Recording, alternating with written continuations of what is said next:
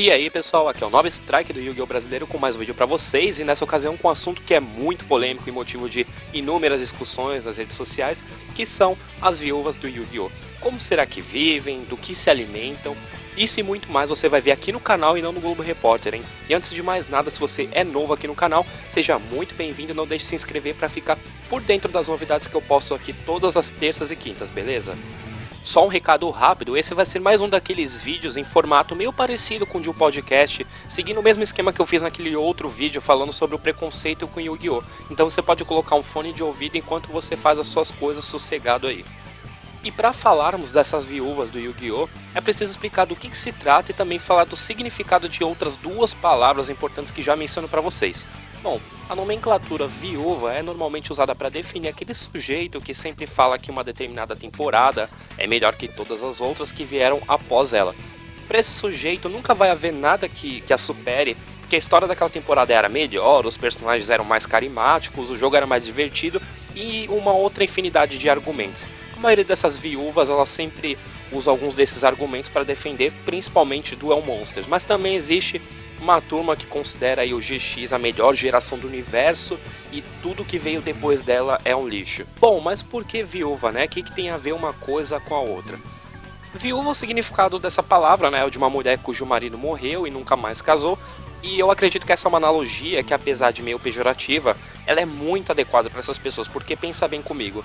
É possível afirmar que essas pessoas, elas sentem saudades de sagas que já ficaram para trás, ou seja, elas morreram.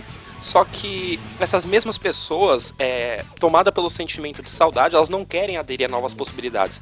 E aí, antes que muita gente chata venha pegar no meu pé por causa disso, é preciso entender o significado de duas palavras importantes, inclusive uma delas é meio que esquecida, e eu vou explicar logo em seguida o porquê. A primeira palavra é a nostalgia, que muita gente já conhece, já utiliza e tudo mais. E os seus dois principais significados são: o primeiro, o estado de profunda tristeza causado pela falta de algo, e segundo, distúrbios comportamentais e ou sintomas somáticos provocados pelo afastamento do país natal, do seio da família e pelo anseio extremo de a eles retornar. Com certeza vocês já devem ter reparado que a palavra nostalgia é muito usada dentro do universo gamer e geek. O pessoal sempre define como nostálgica, por exemplo, a sensação de ver um gameplay do Donkey Kong Country, né? Porque isso proporciona àquela pessoa lembranças de um passado agradável, dos tempos em que ela era criança, não tinha grandes preocupações e tudo mais. E de fato, isso é nostalgia.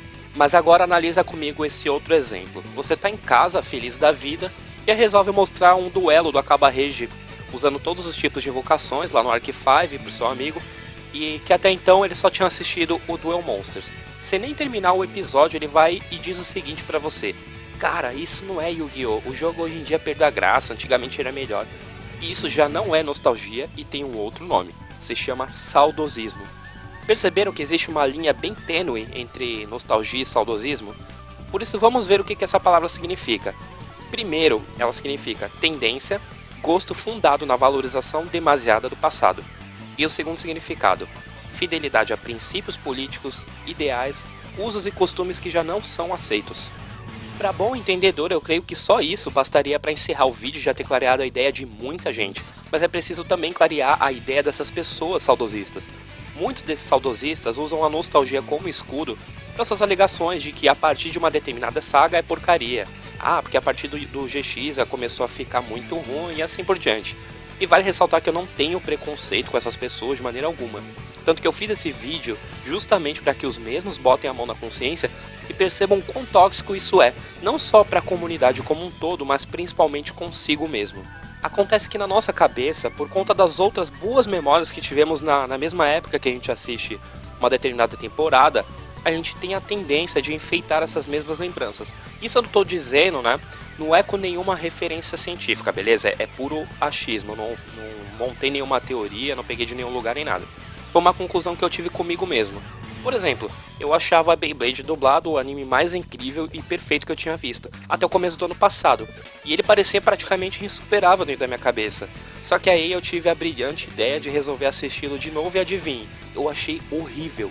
Mas assim, é claro que esse tipo de coisa também pode acontecer porque a gente vai amadurecendo no decorrer do tempo, então a gente começa a olhar para o mundo de uma perspectiva nova, né, completamente diferente.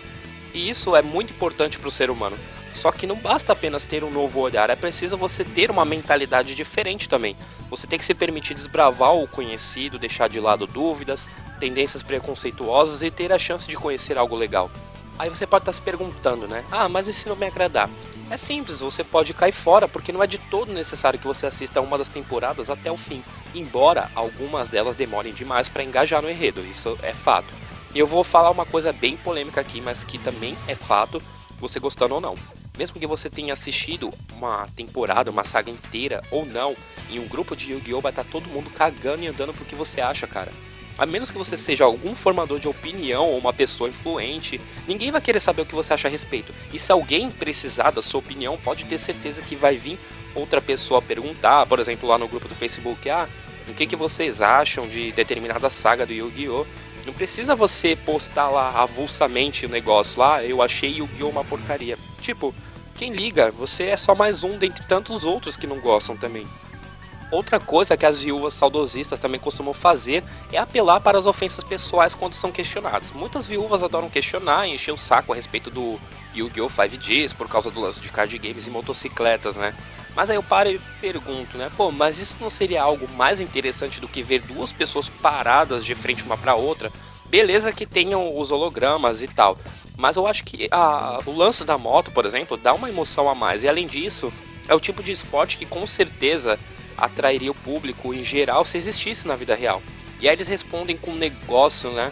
De, mas isso de moto não tem nada a ver, você é idiota. Já começa com esses ataques, né? Mas eu fico perguntando também, né? Fico pensando, que não vale a pena discutir muito tempo com uma pessoa assim. Meu filho, se for pra pensar de maneira lógica, já não tem nada a ver misturar deuses egípcios e faraós num card game de origem japonesa. Eu não tô reclamando, tá? Eu só tô explicando que se for pra argumentar com lógica, entre aspas, né? Já começa o negócio aí. E só lembrando, eu não tô dizendo que uma saga é ruim e outra é boa, não tem nada a ver com isso. Só tô dizendo que é possível aproveitar e gostar de todas elas, porque cada uma tem a sua temática diferente. O Yu-Gi-Oh! Ele já é um card game que ele se renova de maneira discreta. Ele demora para implementar mudanças realmente drásticas. Agora imagina se ao longo do tempo viesse reciclando e forçando nas pessoas as mesmas características que deram certo lá no Duel Monsters. Uma hora com certeza o público ia cansar. É importante deixar esse saudosismo de lado, porque eu não sei se já perceberam, mas os fãs da franquia estão se dividindo. Eles estão caminhando em duas vertentes diferentes ali. Uma delas é a vertente das viúvas, que hoje em dia fazem presença em massa lá no Duel Links. E esse é o principal motivo pelo qual eu não faço e não pretendo fazer gameplays do jogo pro canal aqui, né? Embora a franquia seja a mesma, né, Yu-Gi-Oh!, o público-alvo do Duel Links é muito diferente. Você já pode concluir isso pelo naipe dos caras, né, que fazem vídeos, né, que fazem gameplays do jogo. Eles nunca focam só no jogo. São só uma galera que pegou carona ali no sucesso do negócio para fazer dinheiro, como fazem com qualquer jogo mobile que tenha um público grande e tal. Isso não é errado necessariamente, mas não é o caminho que eu quero seguir aqui. Eu penso que se for para fazer sucesso, eu quero fazer isso de uma maneira consolidada e principalmente fazendo algo que eu amo de verdade. Eu, por exemplo, não consigo me imaginar gerenciando um canal, gerenciando um blog, enfim, sobre um assunto que eu não gosto. Por hoje é só, galera, eu espero que tenham gostado do vídeo e não achem de forma alguma que isso é um ataque pessoal contra quem é fã do Duel Monsters, não tem nada demais nisso, mas eu só acho que é possível que essa seja a sua saga favorita sem deixar de assistir e aproveitar as outras. Você pode gostar de todas as outras sem problemas e ter o seu Duel Monsters como favorito, não tem nenhum problema nisso. E por isso, nada de saudosismo, a nostalgia não tem problema, beleza? Até a próxima, galera, fair play, fair duel. Fui!